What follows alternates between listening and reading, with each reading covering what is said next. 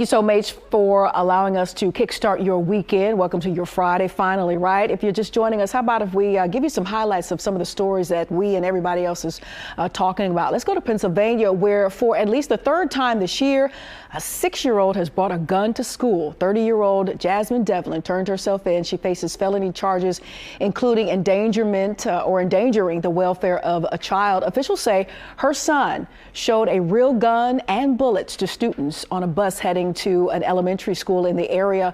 The firearm was found in the boy's backpack. Police say the boy's 10-year-old brother found the weapon in his mom's dresser.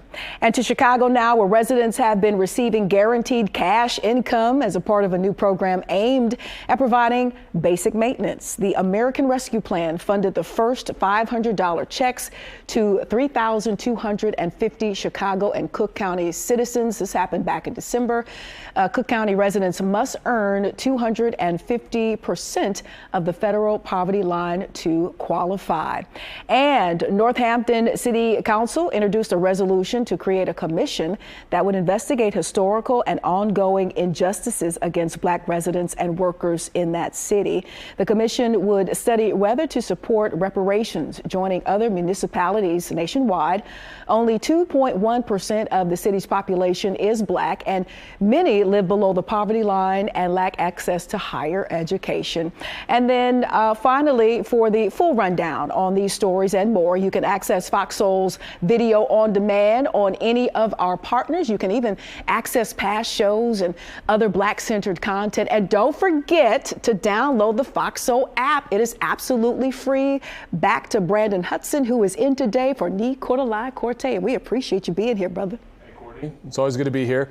Look, so it has been a long week in East Lansing at Michigan State, and we do have some new details that have become available in that MSU shooting. Officials have recovered letters that may contain a motive for the deadly killings. Now, during a news conference, Michigan State Police Lieutenant Renee Gonzalez revealed 2 pages of notes were found in McCrae's wallet after his death. Now, in them, the suspect referenced several institutions, including a church, a New Jersey school district, and multiple businesses that he had personal ties with. The 3 students who died were identified as Alexandria Verner, 20 years old, a junior, Brian Frazier, also 20. He's a sophomore, and 19-year-old Ariel Anderson, a junior. I'm going to send this over to you because I wanted to get your thoughts, because you are a graduate of Michigan State. First, I got to ask, how are you holding up? It's tough to deal with. It's tough to process, especially because I've been in those buildings, especially the student union, where one of the killings took place, a place of gathering, happiness.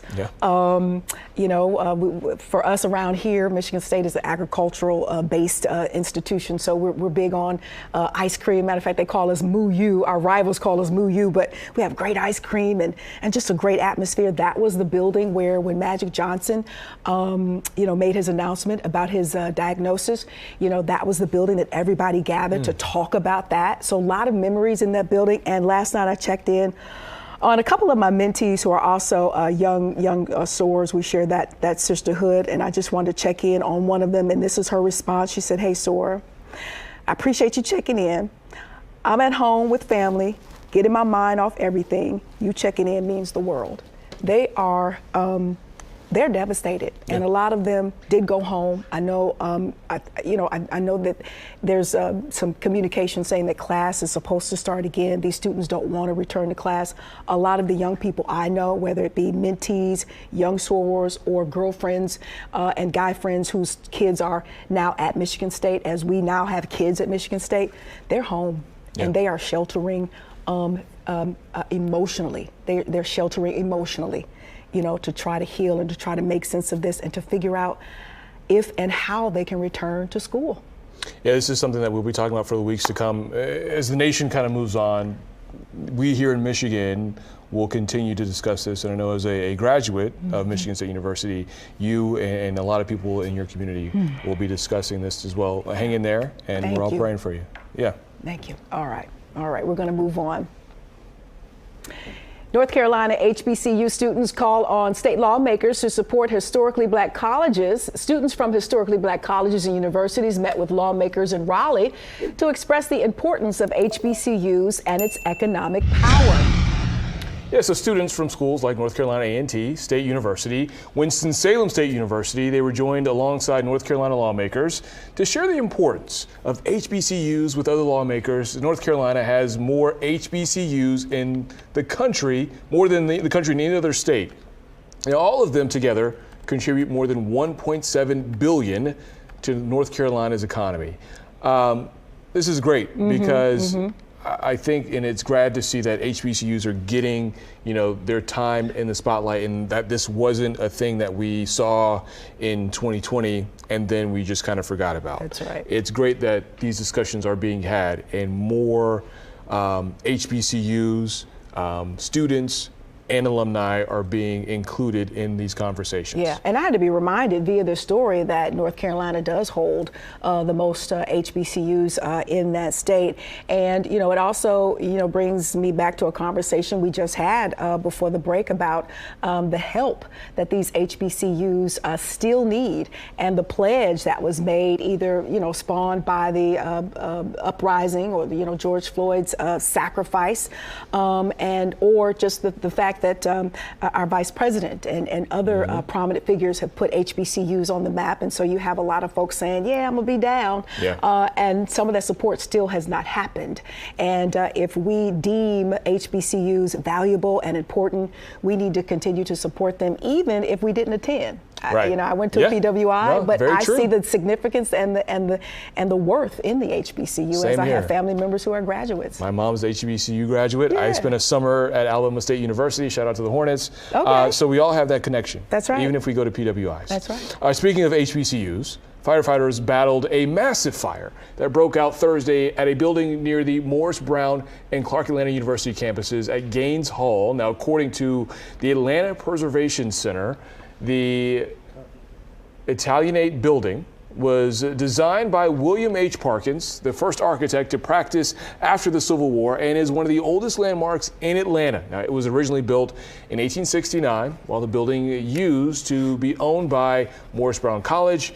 It is currently owned by Clark Atlanta University after a court ruling returned the property to them in 2017. It is unknown what started the fire, but officials said there were no injuries, while Clark Atlanta University officials have not commented on the fire. Crews said that initial investigations show some extensive damage. That is not a great image there. It is not. So glad there were no injuries reported, because that looks pretty extensive. Here's the thing. My heart goes out to Morris Brown as they are just really regaining their footing, just, reopening and just overcame so many obstacles to gain some accreditation and reopen. I remember a day, because I was going to be an HBCU-er. I was on my way to Spelman, but Michigan State just caught my attention.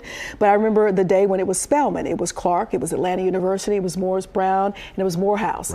And they're all in this area together. They're a big community there. So if you haven't been to Atlanta. That's right. Yeah. And it was like another Mecca, aside from, Howard University calling themselves just that.